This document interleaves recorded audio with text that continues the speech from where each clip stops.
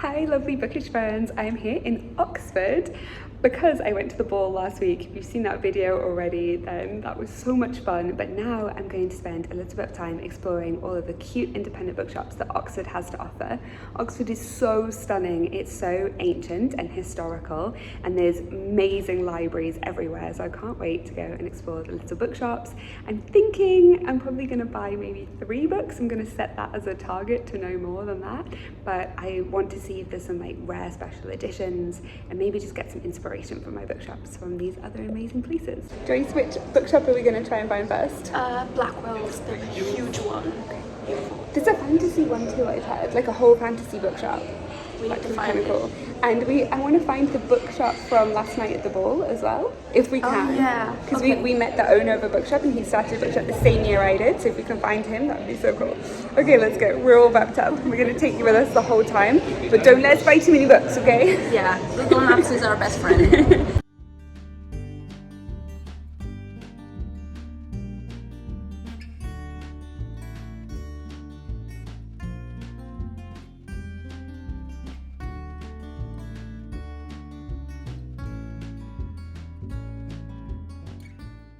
That's the one I'm reading. And this one is set in Balliol College, which we just saw in Oxford.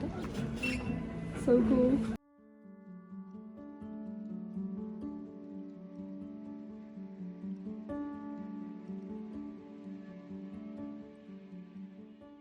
Okay, so we're in the Blackwell's fantasy bookshop and it's incredible. There's manga, there's anime, there's so many fantasy hardbacks, but there's also special editions.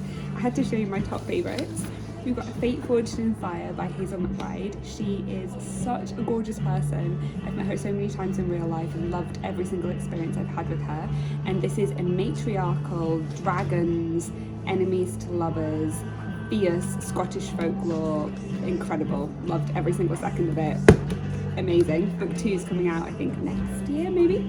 There's this Name of the Wind, which I will not shut up about, but look at this cover. This is a special edition Name of the Wind by Patrick Rothfuss. I think this is one of my favourite fantasies of all times, and it's in my top 3 books of all time as well. The poetry and the writing of it, you could reread it so many times, but also it's just got everything you want. Magic systems are complex, the character's incredible. I can't wait for book 3 to come out, and I will buy this in every single special edition that I ever find it. I actually already own that one. And lastly, Quicksilver.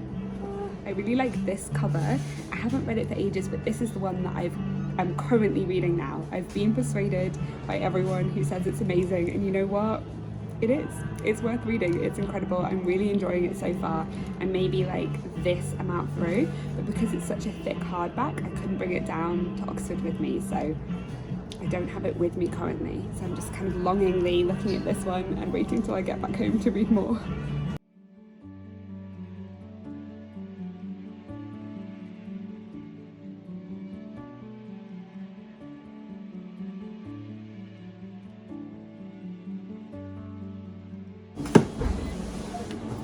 Bookshop owner.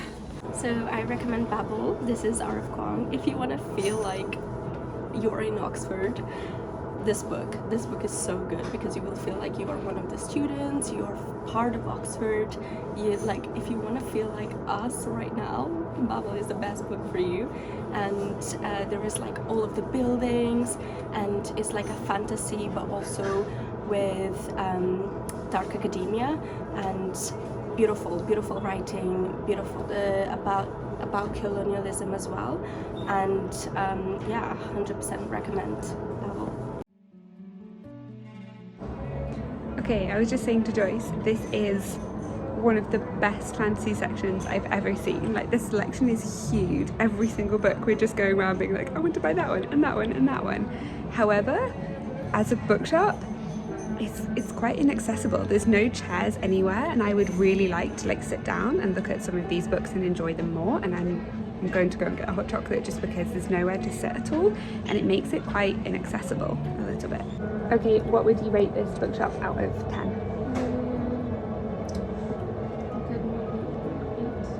8. Yeah. 8 because the book selection is so good, every single book here I want to read, and they've got books that you haven't heard of normally, like they've got the rare ones as well as the common ones. However, as a bookshop experience, I like that we're upstairs and it's quite quiet, but there's nowhere to sit, and that makes it quite inaccessible.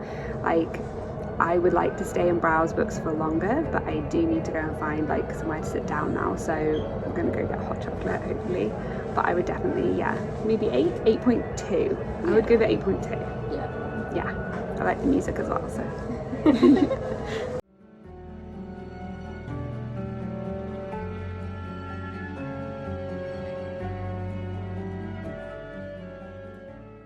We're in the really big Blackwells now, and we're like 2 steps away from the front door because I immediately got caught by the non-fiction. And look, it's got The Restless Coast, which is a book that we had the author come and do a book signing and book launch at my bookshop.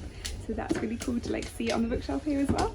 This is one of the biggest bookshops and oldest bookshops in the whole of the UK. It's got a huge like underground room, so if you go right to the back of the bookshop and then go down, you'll see it opens up into this amazing cavern. But we are currently going to head upstairs because they also have a little coffee shop that's super cute, and we're going to go get a hot chocolate and maybe a cake as well, just to break up the book shopping.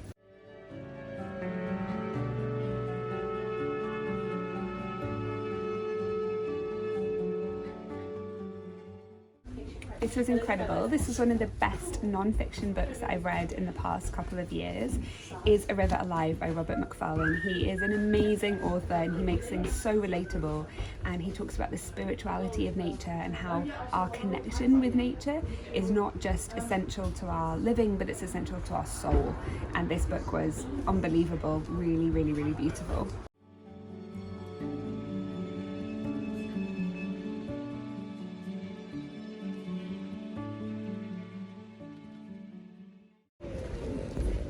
This is the third and final installation in the Secret Commonwealth series. So if you read his Dark Materials, which is incredible, starts in Oxford, is completely amazing, one of the best series I've ever read, good, evil, biblical themes, fantasy, Lyra Blackwell, what a character, everything. That starts with The Northern Lights. This series, and this is the third and final one, is both a prequel and a sequel to that. I am so excited to read it and to just dive back into the world. Yeah, I can't wait. My mum's reading it now and she loves it.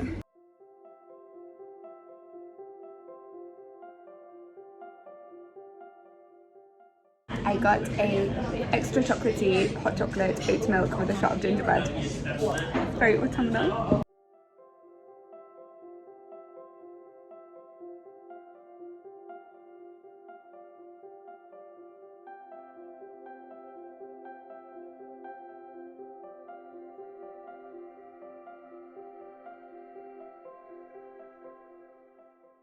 Okay, so I'm in a bookshop now. This is another bookshop in Oxford, the third one we've been to, and I've got some book recommendations for you that are YA. But what I would say is, looking around all of the different bookshops, for me, these are amazing. They're huge bookshops. They have more books than my bookshop as like a tiny indie could ever really have. Like, the money that's poured into these places just to have everything that you're seeing. If you think about the cost, even just buying one book from the suppliers will normally cost about 70% of the retail price. So this book is £8.99, or £9.99 if a book is £10, so it's probably going to be that a regular bookshop, an indie bookshop, will have had to have paid £6 to £7 for that book. And then obviously when you sell it, you make that bit of money, but that little 30% is what then pays for your staff, your overheads, your rent, your bills. So it's actually really narrow. And so when you're looking at these places with so many books, that's the difference between a chain and an indie. An indie bookshop, you do have so much more limitation in what you can have. However, because of that, the upside of that is I find that people are super choosy. You know, if a book is going to make it onto my shelf, it has to be because it's brilliant. It has to be because I've loved it, or someone I know has loved it, and you want someone to read it, and you want someone, you know, you want to have it in your shop. Whereas places like this, I find a little overwhelming. There's so much choice, and you don't know if a book is there because it's the publisher's pushing it, because somebody has loved it, or because it's retailing well, or because you know, it's just commercial.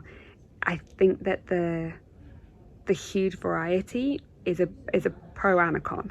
So yeah, that's what I've been finding. Also, I love the community element of bookshops. I think for me, that's kind of, having been a librarian, that's kind of the prevailing factor, the push that I love about bookshops, is having that feeling of when you go into a bookshop and you feel like you've come home. And I love the smell of these kinds of bookshops. That does make me feel at home, and being surrounded by books does. But maybe that community element is missing a little bit for me. It makes me like homesick from my own shop when I visit others. So I'm excited to go back and have my book club meeting at the end of the week and stuff like that. But these are two that I wanted to recommend. So those are just some of my thoughts on bookshops. But I do love all of them, and I love the way that we all kind of work together and support each other. These are two of my favourites. So YA, if you like YA, or if you have people that you think are thinking of buying, and again, obviously you can buy in any bookshop, get from any library, or you can support us by buying online. But this is Children of Blood and Bone. It is really, really, really good to have diverse authors and diversity in fantasy. That's so key, and it's rare. It shouldn't be, but it is. So this one for sure. Secondly, Scythe. Just had to move there because there were children, and obviously I'm not going to film around kids. So Scythe would be my other recommendation. This is brilliant. It was gripping. It's a completed trilogy. If you like any kind of YA, I would thoroughly recommend this one. It gave me like Hunger Games vibes, but a little bit more apocalyptic. So this is like a apocalyptic world where people are professional scythes. So those are the people who come and kill people, unalive people, after a certain amount of time, because basically humanity's already fixed everything that might unalive someone otherwise. So things like disease just doesn't exist, but people can't live forever, otherwise you'd have population control. So there are people called scythes who have to train in when to cull the population. There are people who are corrupt. There's like a whole power dynamic, and yeah, the characters are brilliant. The plot races through. It's gripping. Thoroughly recommend. Okay, that's it from us in Oxford. I hope you're having the most amazing day, and thank you so much for exploring bookshops with us. I hope you like it. It's kind of hard to film because there's so many people, and obviously you don't want to invade people's privacy. So I hope that we've kind of shown you a little glimpse, maybe get you want to come to visit some of these bookshops in Oxford, and can't wait to see you soon back in my own shop. Bye for now.